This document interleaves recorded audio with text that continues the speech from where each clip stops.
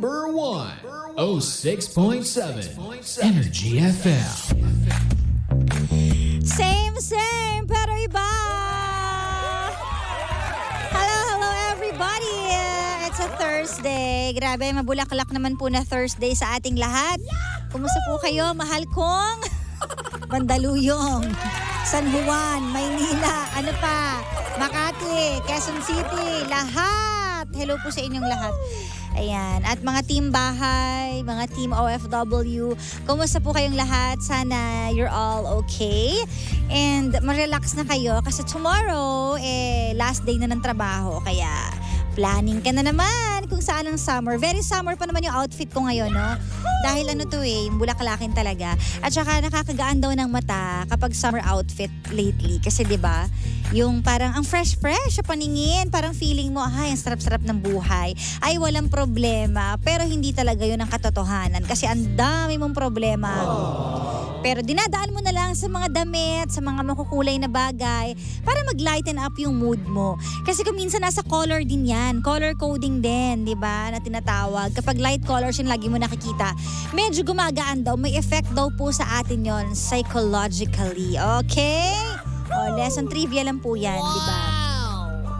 But anyways, hello po sa lahat ng mga nanonood sa live natin. Yes, we are live. Hanapin nyo lang po sa Facebook, Energy FM 106.7 o kaya naman DJ Kara. That's DJ Space K-A-R-A. Again, please like and share this live video. Yan, palike naman po and pa-share naman po. Like and share. At dahil Thursday ngayon, nako, throwback na ba ngayon? Hindi, kalimutan muna natin lahat ng throwback. Focus muna tayo sa self mo, girl. At sa magiging future mo. Diba? Advance congratulations na agad sa'yo kung meron kang ginugol at feeling mo malapit na siyang matupad. Ang sarap kaya ng feeling ng gano'n, no? Yung finally, shucks, finally, ito na yun. Ang tagal ko hinintay to. Ilang years din to, diba? Kahit ano pa yan, love life man, o bahay man, o success man, or position man, kung ano man yan. Diba? Let's claim it. Maging positive tayo and trabahuhin pa natin. Sa mga katatapos lang kumain dyan at nag-cha-cha sa mga tea lovers out there, naku, okay na okay yan kasi natutunaw yung mga kinain natin. Meron po tayong MX3 tea with pandan. Diba? Ang sarap pa kasi mabango yung pandan, diba? Yung nilalagay sa kanin. Sobrang bongga niyan. Mapapadami ka talaga ng kain. So ito, mapapadami ka ng tsaa. Ang MX3 tea po ay gawa sa dahon ng mangosteen na hinaluan ng pandan para mas refreshing ang panlasa. Goods na goods to sa summer natin ngayon. Ang isang sachet ng MX3 tea ay good for 1 liter of water, either hot or cold. At pwede rin pong dagdagan ng lemon or honey for added flavor para sa buong pamilya. Makakatulong po ang tea para ma-detoxify o malinis ang katawan natin from any toxins. For any inquiries, visit their website mx3ph.com or call the hotline 0918-8888-693. Yon. At bumati muna tayo ng mga nanonood sa live natin ngayon. Hello po sa inyong lahat. Ayan, please like and share this live video para masaya tayong lahat. Kahit marami tayong iniisip lately, di bale, matatapos din lahat ng yan. Pero eto na nga, nako, speaking of maraming mga problema at iniisip mo nang matapos, yan ang story natin ngayong araw na ito. Kaya naman kung ready ka na, simulan na natin dito lang sa Sincerely Kara.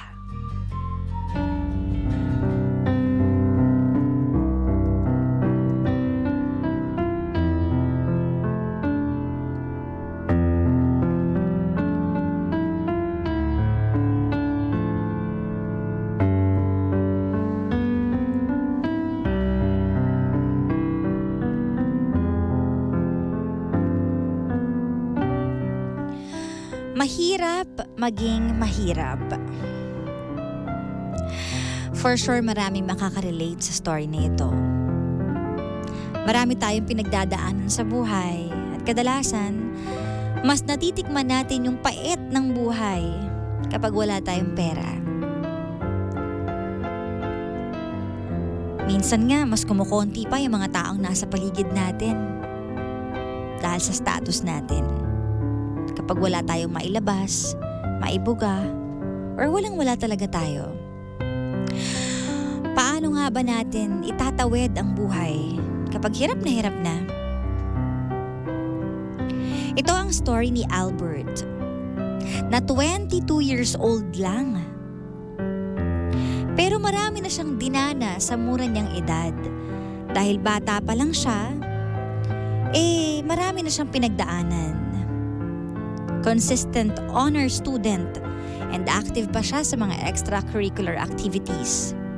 Pinag-iigihan niya talagang mabuti ang kanyang pag-aaral para pagdating ng araw, pwede niyang mabago ang kapalaran nila at pwede niyang maiaon sa hirap ang kanyang nanay.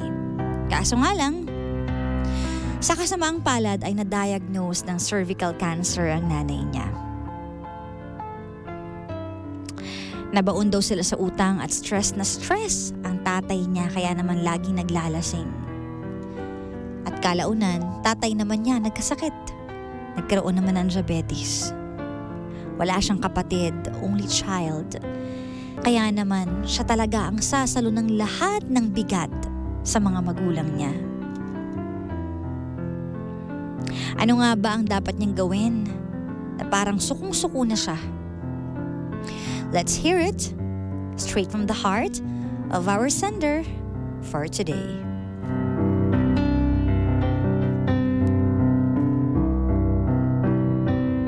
Hello DJ Kara, ako po si Albert, 22 years old, nakatira po dito sa Caloocan. Gusto ko pong ikwento sa inyo ang mga paghihirap na dinanas ko sa aking murang edad. Bata pa lamang ako DJ Kara, pangarap ko na maging isang pulis katulad ni Papa. Kaya grade 1 pa lamang po ako, consistent honor student na po ako. Talagang nag-aaral po ako ng mabuti. Nagawa ko pa pong sumali sa mga extracurricular activities. Pero nagbago po ang lahat nung nag-high school po ako. Na-diagnose po ang mama ko ng cervical cancer. Sa kagustuhan po naming madugtungan ang buhay niya, nabaon po kami sa utang. Na-stress si Papa at lagi na lang naglalasing. Di po tumagal, nagkaroon naman po ng diabetes ang Papa ko. Naging dahilan po ito para sa kanyang early retirement. Binayaran naman po siya, pero naglahong parang bula po ang pera namin. Napilitan po akong tumigil sa pag-aaral DJ Kara. At di na po ako nakagraduate ng high school. Dahil wala naman po akong kapatid at kailangan namin ng pera. Nagtrabaho na po ako agad sa murang edad ko. Pumasok po ako bilang isang construction worker. Sobrang hirap po DJ Kara. Imbis na libro at papel ang hawak ko, lumalaban po ako sa hamon ng buhay gamit ang pala at martilyo. 7 taon na po ako ganitong trabaho. Nahihirapan na rin, pero hindi po ako pwedeng sumuko dahil gusto ko pa pong makasama ng matagal ang mga magulang ko. Ang hirap po pala maging mahirap DJ Kara. Di mo alam kung kanino ka hihingi ng tulong. Ang hirap ipakita sa magulang mo na hindi ka okay. Pero kailangan mong maging matapang. Kailangan mong maging malakas dahil ikaw ang ilaw at ang nakikitang pag-asa ng mga magulang mo. Pero bakit ganito ang nangyayari sa buhay ko DJ Kara? Hindi naman po ako nagpabaya. Mabuting anak naman po ako. Sinunod ko lahat ng payo ng mga magulang ko. Pero bakit po ako ang pinaparusahan? Pero bakit pa akong nahihirapan? Bakit po ako ang nagdurusa, DJ Kara?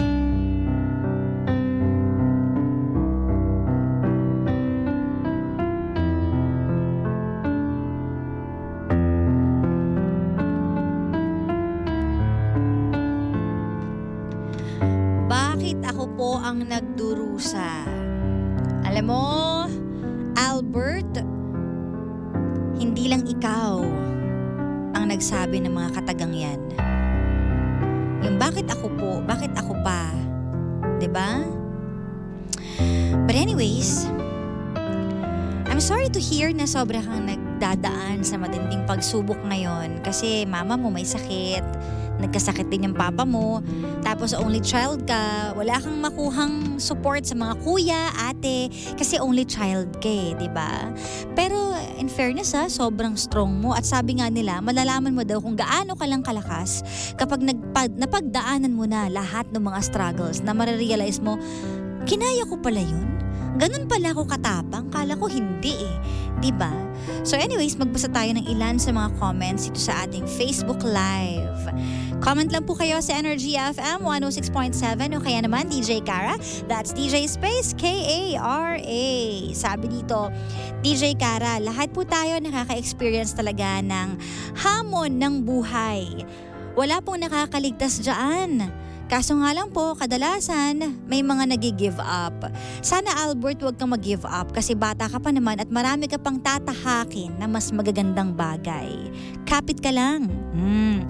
Sabi ni Jessamy, isang mahigpit na yakap Albert, laban lang sa buhay, kaya mo yan. Sabi naman to ni Rovicel, eto pa sabi dito, huwag kang sumuko, tuloy lang ang buhay, maraming pagsubok pero bata ka pa naman. Hanap ka ng work na pwede kang mag-aral, yakapin mo lang lahat at di ka pababayaan ng Diyos natin. Sabi ni Ate Marites, yakapin mo lang ang lahat, hindi ka pababayaan. Prayers the most powerful. Kaya Albert, laban lang, ganyan po talaga ang buhay. Hindi lang ikaw ang nakakaranas ng hirap sa buhay. Always be positive and God bless you. Sabi naman ni Ate Priscilla. Magdasal ka lang, malalagpasan mo rin ang pagsubok sa buhay. Huwag mong sukuan ng magulang mo kasi ikaw lang ang maaasahan, aray. Yun yung masakit na katotohanan. Hindi ka pwedeng sumuko kasi ikaw lang ang inaasahan. Diba? Sabi naman to ni Mami Elsa. Laban lang at sabayan mo ng dasal. Sabi naman to ni Ate Arlene. Laban lang at sabayan ng dasal. Hindi mo po kasalanan naging mahirap ka at huwag kang mawalan ng pag-asa. Laban lang sa lahat ng hamon ng buhay. Magdasal ka at magtiwala sa Kanya. Huwag na huwag kang susuko. Sabi naman ni Jane. Walang sukuan, Albert. Ito pa, kapit lang. Pray ka, Albert. Kapit sa Diyos. Siguro may oras na makakaahon ka rin. Balang araw, pagsubok yan. At dyan, nagiging matatag. Sabi naman ni Gloria Borrero. Well, alam nyo, nakakalungkot yung mga ganitong klaseng story kasi parang hindi mo na alam kung may pupuntahan pa ba ako. May mararating pa ba ako? Makakaligtas pa kaya ako? Makakaahon pa kaya ako? Pero ang tanong mo nga, Albert, bakit ikaw yung pinaparusahan? Hindi ko pwedeng sabihin yung word na pinaparusahan because God is love. Hindi niya gusto na masaktan tayo. Ito, isa-share ko lang isang verse sa Bible. Lahat naman tayo may Bible. Lagi ko tong inaalala kapag may problema ako dahil tinuro sa akin to ng lola ko. Santiago 1:13. Huwag sabihin nino man na sinusubok ka. Pag dumaranas ka ng pagsubok, huwag sabihin na tinutukso ka ng Diyos. So hindi galing sa Diyos ang mga kasamaan.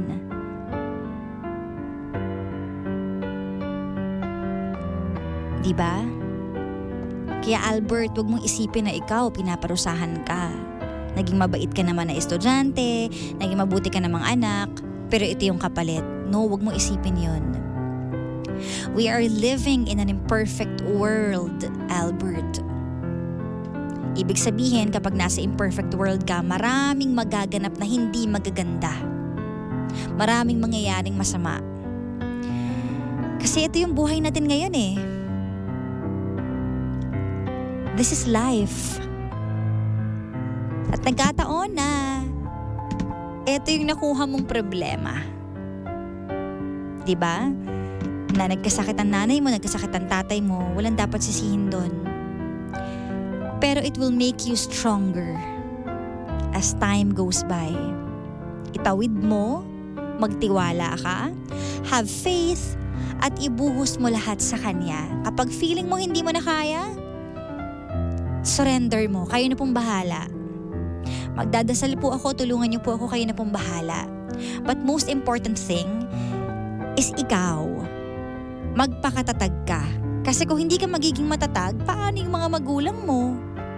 Saan sila huhugot ng lakas? Wala ka namang choice, Albert, maging matatag ka. It's okay to cry, it's okay to be sad. Kasi talaga namang, di ba? Sino ba namang magugustuhan ng ganyang klaseng problema? May sakit ang mga magulang mo, pareho pa, sabay pa.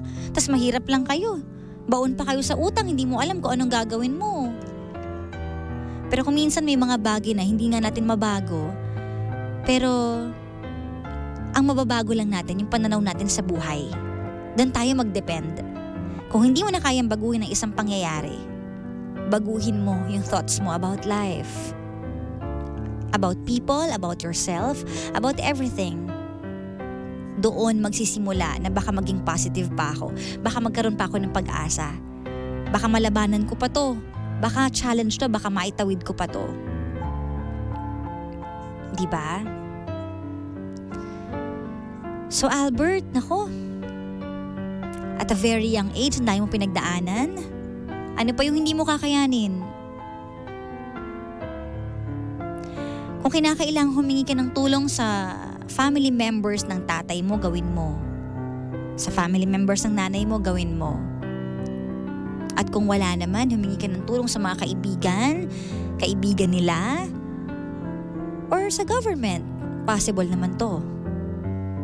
Diba? So, nasa sayo din yan kung paano mo siya dadalhin. Though it's really hard. Kaya kailangan strong din yung faith mo, and strong din yung faith mo sa sarili mo, hindi lang sa taas. Ikaw ang pinaka-importante. Life is a circle of happiness, sadness, hard times, and good times din naman. If you are going through hard times, have faith that good times are on the way. So, hindi laging bad times. Hindi ka masastuck dyan. Yun ang isipin mo para maging positive ang outlook mo sa buhay na may mababago dito. Makaka-get by din ako. Every struggle in your life has shaped you into the person you are today. Diba? Mula pagkabata. And be thankful for the hard times. They can only make you stronger. Sincerely,